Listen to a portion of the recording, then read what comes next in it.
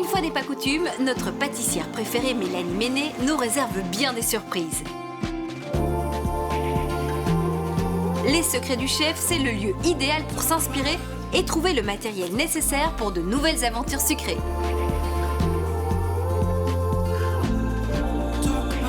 On en prend plein les yeux, on se régale, on voyage du nord au sud. Et avec toi Mélanie, on va où?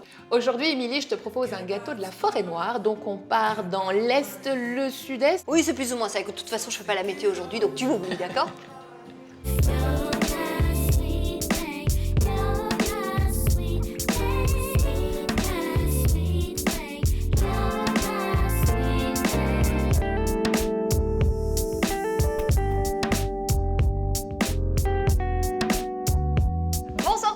On est ravis de vous retrouver, encore énormément de plaisir avec la cerise sur le gâteau et la jolie Mélanie. Bonsoir Mélanie. Bonsoir Émilie. Mélanie, aujourd'hui, on le sait, on va s'attaquer à la Forêt-Noire.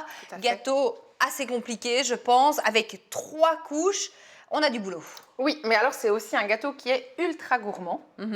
Mais Émilie, aujourd'hui, je te propose un défi différent. Dis-moi tout. Je te propose de faire le gros du boulot en préparant tout le gâteau. Et toi, tu vas devoir créer un dessert avec mes déchets. Donc, c'est-à-dire toutes mes parures de biscuits. En atelier, on me demande souvent qu'est-ce qu'on peut faire avec. Mais aujourd'hui, je te mets au défi. Mais quelle bonne idée. Rien ne se perd, tout se transforme.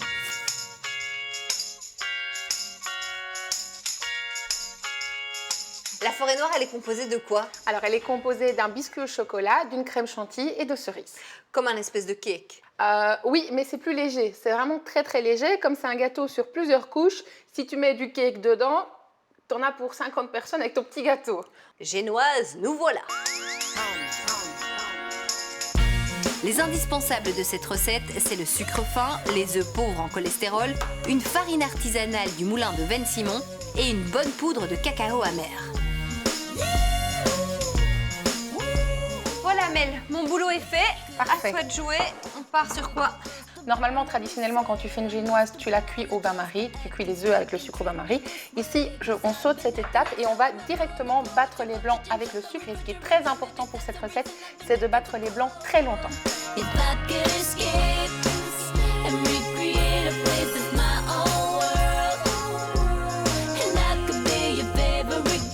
Pour une génoise réussie, on prend toutes les poudres, on les mélange et on les tamise ensemble.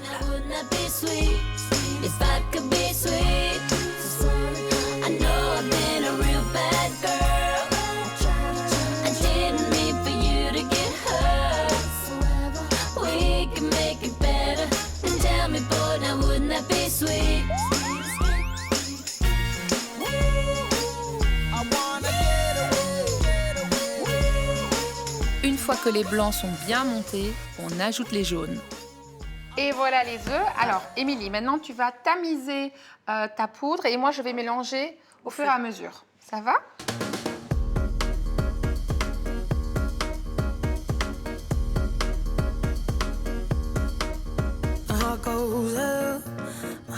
Comme on doit obtenir 3 couches, je cuis mes biscuits dans 3 moules. Les 3 génoises sont dans le four. Pour combien de temps? 20 minutes. Alors, je suppose qu'on va faire de la chantilly. J'ai le souvenir d'une chantilly mascarpone qui était juste extraordinaire que tu avais fait dans les recettes précédentes. Tu peux me rappeler la recette? Oui, alors c'est assez simple. Donc, tu vas détendre au fouet ton mascarpone. Ensuite, tu rajoutes le sucre glace, tu mélanges. Et pour terminer, tu mets la crème et tu montes le tout en chantilly.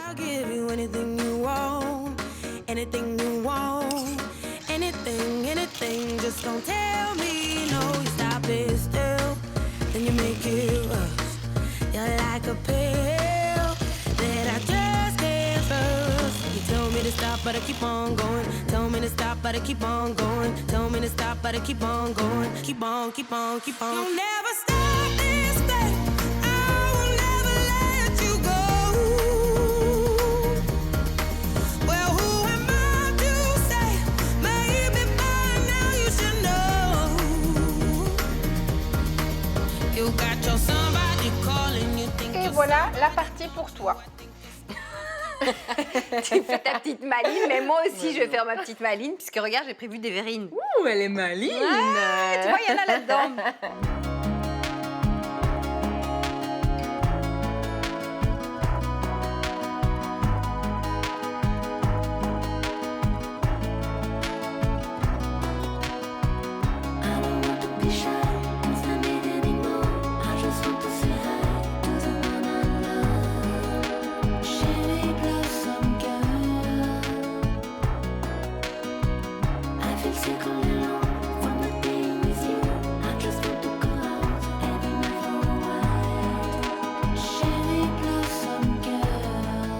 Les restes n'ont jamais été aussi bien utilisés. Émilie, je trouve ton dessert magnifique. Je suis trop contente, honnêtement, je m'attendais pas à ça. Tu m'as un peu mis la pression au début en me disant que j'allais devoir faire quelque chose avec tes restes et le résultat est top. On va se lancer sur ta revisite? Oui, tout à fait.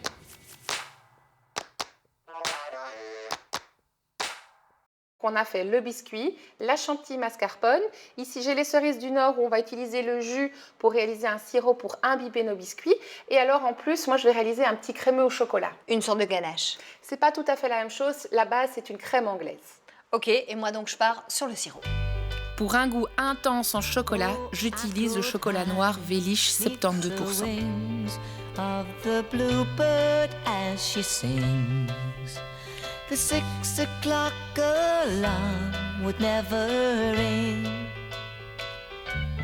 But it rings. Mélanie, habituellement, on badigeonne pas la génoise avec une liqueur? Alors, tu peux, mais moi, je préfère le faire avec un simple sirop. Voilà, je suis pas ultra fan de la pâtisserie avec des alcools forts. Ouais, c'est comme moi. Pour réaliser une crème anglaise, on chauffe le lait et on le verse sur les jaunes d'œufs mélangés avec le sucre. On remet le tout sur le feu et on cuit à la nappe.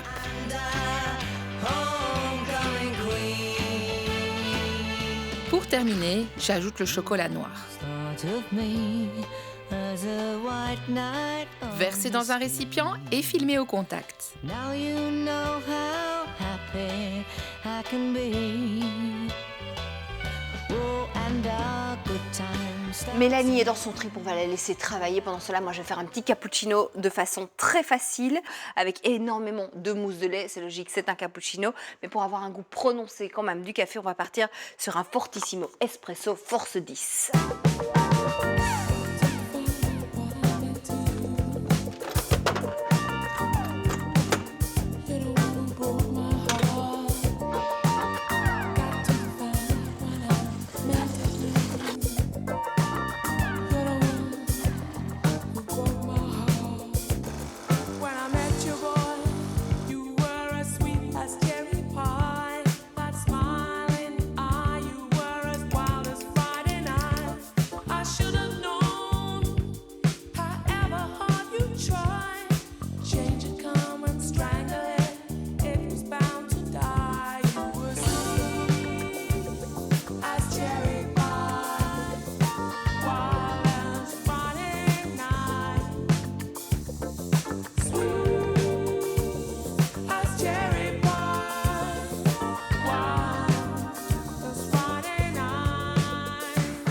Je vais pas te mentir, tout à l'heure quand tu m'as annoncé l'intitulé du gâteau, j'étais un peu déçue parce que moi la forêt noire c'est pas du tout un gâteau vers lequel j'ai envie de me tourner.